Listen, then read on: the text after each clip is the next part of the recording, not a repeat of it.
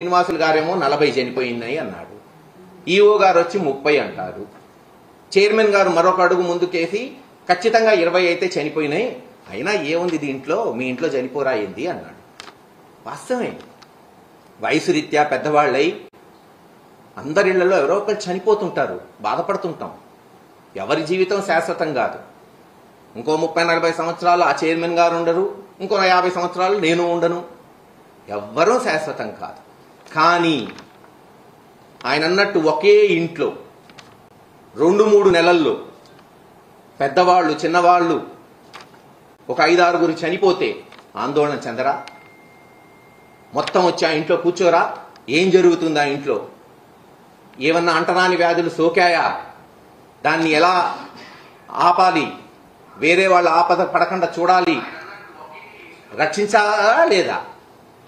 మరి వాళ్ళు చేయాల్సిన బాధ్యత వాళ్ళకు ఉన్నిందా లేదా? చైర్మన్ కావచ్చు, ఈవో కావచ్చు, జేఈఓ కావచ్చు, ఇతర అధికారులు కావచ్చు, ఇలా గోశాలలో చనిపోతున్నాయి, ప్రతి నెల ఇదే జరుగుతుంది అన్నప్పుడు వెంటనే సందర్శించి నిపుణుల్ని తీసుకెళ్లి, వెటనరీ డాక్టర్లు బహుశా నాకు తెలిసి ఖచ్చితంగా తిరుపతి దేవస్థానం కూడా ఉంటుంది. ఏం చేస్తున్నారు వీళ్ళంతా? ఈ రోజున బాధ్యత కలిగిన ప్రతిపక్షం అంటే ఏంటి? ప్రజల సమస్యలు లేవనెత్తటమే మా ప్రథమ కర్తవ్యం. అదే చేశారు తిరుపతిలో కరుణాకర్ రెడ్డి గారు కానీ ఇతర వ్యక్తులు కానీ. ఆ సమస్య లేవనెత్తారు కాబట్టి మీరు అక్కడికి పోయి చెప్పండి, ఇది జరిగింది, ఇది జరగలేదు. ఆయన మీద ఎదురుదాడి. తెలుగుదేశం అధ్యక్షుడు, రాష్ట్ర అధ్యక్షుడు శ్రీనివాస్ గారు అయితే బహిరంగ ఛాలెంజ్, రండి చూసుకుందాం, నిరూపిద్దాం. అవసరమా బహిరంగ ఛాలెంజ్? దేవుడి సన్నిధిలో అపచారాలు జరుగుతుంటే, అత్యంత దయనీయమైన పరిస్థితులుంటే దాన్ని సరిచేయాలి. ఆయన వచ్చి అక్కడ ఇలా కాదు, ఇలా చేయండి, సలహాలు సూచనలు ఇవ్వండి. లేదు కరుణాకర్ రెడ్డి గారు మీరు ఇంతకుముందు చేశారు, మీ సూచనలు కూడా ఇవ్వండి, ఇంకా మంచి వ్యవస్థను తీసుకొస్తాం అని చెప్పాల్సింది పోయి ఎదురుదాడి. కొన్ని బహిరంగ ఛాలెంజ్కి రమ్మన్నారు. ఎలా వస్తాడు? పోలీసులేమో ఇంటి ముందు పెట్టి అరెస్ట్ చేసిరి, హౌస్ అరెస్ట్. చర్చ జరగాలి. ప్రజాస్వామ్యంలో అన్నిటికన్నా ముఖ్యమైనది చర్చే. చర్చ జరిగితేనే కదా సమస్యలు తెలిసేది. ఆ సమస్యలకి పరిష్కారం కూడా చర్చలో వచ్చింది. చర్చ జరిపించాల్సిన బాధ్యత అధికార పక్షానికి. ప్రతిపక్షంలో ఉన్న వాళ్ళని పోలీసులను పెట్టి ఇంట్లో అరెస్ట్ చేసి చర్చ పెట్టమంటే ఎలా చర్చ జరిగింది చెప్పండి? ఇప్పటికీ ఆలస్యం కాలేదు, వచ్చినన్ని టీవీలు ఉన్నాయి, పెట్టండి చర్చ. అటు ఎవరైనా రావచ్చు, ఇటు కరుణాకర్ రెడ్డి గారు వస్తారు, చర్చిస్తారు, ఏం జరిగింది, ఎలా చెయ్యాలి కూడా సూచనలు తీసుకోండి. పవన్ కళ్యాణ్ గారిని కూడా మేము డిమాండ్ చేస్తున్నాం. సనాతన ధర్మం అని ఘోషిస్తున్నారు. ధర్మం అంటే కాషాయ బట్టలు వేసుకొని మైకులో చెప్పటమే కాదు. ధర్మో రక్షతి రక్షిత, ధర్మాన్ని నువ్వు రక్షిస్తే అది నిన్ను రక్షిస్తుంది. మనుస్మృతి ప్రకారం ధర్మానికి 10 లక్షణాలు ఉంటాయి. ఏంటది? ధైర్యం, క్షమ, సత్యం, దొంగతనం చేయకపోవట, స్వచ్ఛత, ఇంద్రియాలను నియంత్రించుకోట, బుద్ధిని సద్మార్గంలో తీసుకెళ్లట, జ్ఞానాన్ని పెంచుకొనుట, లేదు సత్యం మాట్లాడుట, శాంతంగా ఉండుట. ఇవి ఎక్కడన్నా కనపడుతున్నాయా? మైకులు ఎత్తి అమ్మనాభూతులు, విమర్శలు, ఎదురుదాడులు తప్పితే. ఈ 10 లక్షణాలు ధర్మాన్ని రక్షిస్తాయి, ధర్మాన్ని నిలబెడతాయి ఈ దేశంలో. ఎస్, మేమేమనుకున్నాం, కరుణాకర్ రెడ్డి గారు ఇచ్చిన వెంటనే చంద్రబాబు నాయుడు గారు సరే ముఖ్యమంత్రి గారు ప్రతిదానికి పోరక్కర్లేదు, లోకేష్ గారో పవన్ కళ్యాణ్ గారో అక్కడికి పోయి, ఎందుకంటే తిరుపతి, తిరుమల, గోవు సెంటిమెంట్లే కాదు, అన్ని రకాలుగా భావోద్వేగాలతో కలిగిన అంశాలు ఇవన్నీ.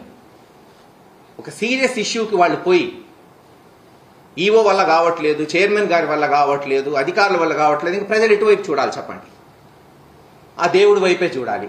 మహాప్రభు, నువ్వు నిర్మించిన బిడ్డలం, గోవుల్ని నువ్వే కాపాడుకో, ఇందాక చెప్పినట్టు ఆ దేవుడే అవతారం ఎత్తి రావాలేమో కాపాడాలంటే. ఎప్పటికైనా కళ్ళు తెరవండి. ఇచ్చిన మాటలు ఇటు పక్కన పడేశారు. ఎలక్షన్కి ఇచ్చిన మాటలు జనం అదే అంటున్నారు. ఎలక్షన్కి ఇచ్చిన మాటలు నట్టేటిలో ముంచి, ప్రజల నోట గడ్డ కొట్టి, సొంత వారికి దోచిపెట్టి సభలకు ఎక్కువాడు సచ్చు పెద్దమ్మరా అంటున్నారు. ఆలోచించండి. అవి ఎటు పోయినాయి, వదిలేశారు. కనీసం ఇటువంటి సమస్యల మీదైనా స్పందించండి, వెంటనే దీని మీద చర్యలు చేపట్టండి.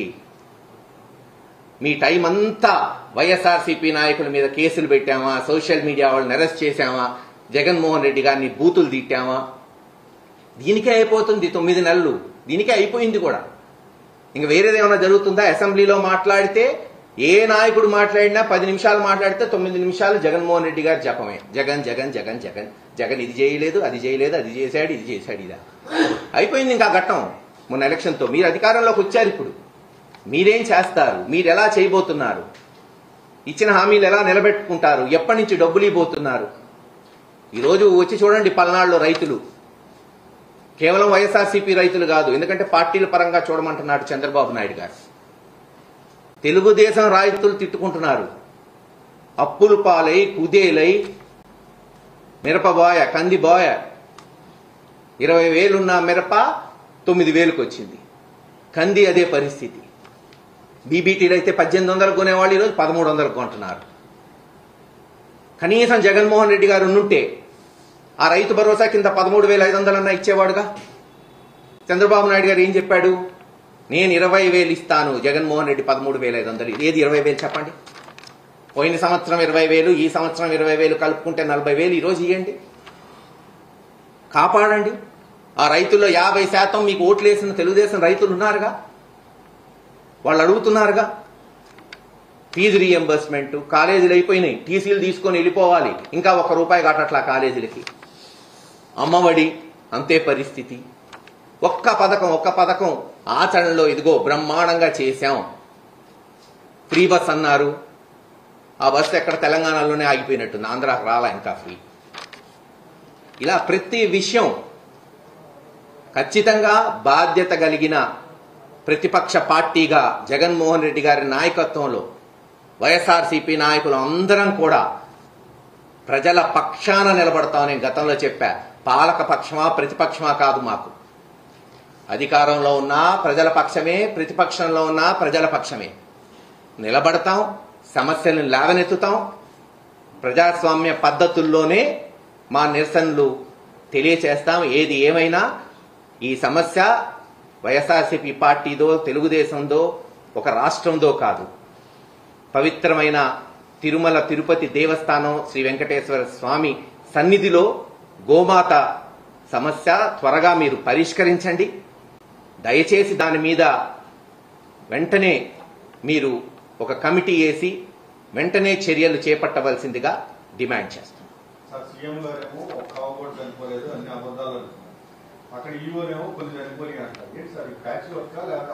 ఇప్పుడు అదేగా చెప్తుంది, ఈ ప్రభుత్వం ఎంత బాగుంది, ఎంత పారదర్శకంగా ఉంది అనడానికి ఇదొక్క నిదర్శనం చాలు.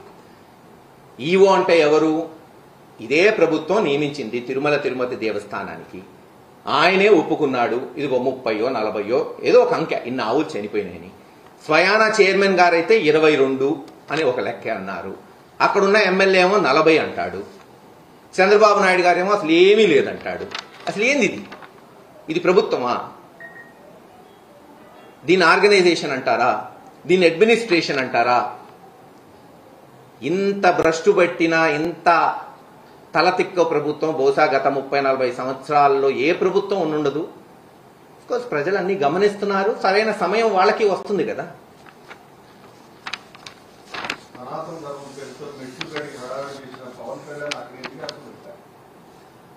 అది పవన్ కళ్యాణ్ గారిని అడగాలి మీరు. చిన్న సమస్య,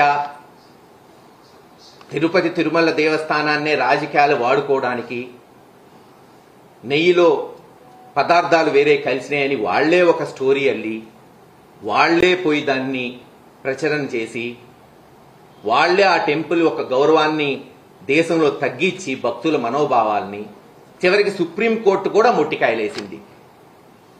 రాజ్యాంగ పదవిలో ఉన్న వాళ్ళు ఎంత జాగ్రత్తగా మాట్లాడాలి అని సుప్రీంకోర్టే అక్షింతలేసింది. ఎందుకంటే ఆ ల్యాబ్ రిపోర్ట్లో ఏమీ రాలేదు, అదంతా కట్టు కదా. కేవలం వచ్చిన వెంటనే జగన్మోహన్ రెడ్డి గారిని భ్రష్టు పట్టించాలి, పథకాలు ఇవ్వట్లేదు కాబట్టి డైవర్ట్ చేయాలి రాజకీయాలని చేసిన కథ అని అందరికీ తెలిసింది. కానీ ఈరోజు అది కాదు కదా. ఇది కథ నిజమా, గోశాలకు పోతే తెలిసిపోతుంది. అసలు పోవటం ఎందుకు? నిన్న ఆ కేర్ టేకర్ అందరం చూసాం, సోషల్ మీడియాలో అందరికి వచ్చింది. సంతకం పెట్టి ప్రతి నెల ఇదేదో హాస్టల్లో మెంబర్షిప్ అటెండెన్స్ ఉంటుంది చూసారా, స్కూల్లో పాపం అలా వేశారు. ఇన్ని గోవులు చనిపోయినాయి, ఇన్ని గోవులు చనిపోయినాయి, ఇన్ని చనిపోయినాయి. అర్థం ఉందా? ఇన్ని చనిపోతున్నాయని లెక్క ఆయన డెఫినెట్లీ ఈవోకో జేఈఓకో పంపిస్తాడు కదా. యాక్షన్ ఏది? రియాక్షన్ ఏది? కరుణాకర్ రెడ్డి గారు మాట్లాడే వరకు యాక్షన్ మనం ఎవరన్నా చూసామా? తప్పే ఉంది. చనిపోయినాయని ప్రెస్ మీట్ పెట్టి ఇంక నుంచి చనిపోకుండా చేస్తామని వాళ్లే చెప్పచ్చు కదా. ఒక ప్రతిపక్ష పార్టీలో నాయకుడు చెప్పే వరకు చలనం లేదు, చెప్తేనేమో ఎదురుదాడి. వారు చేయరు.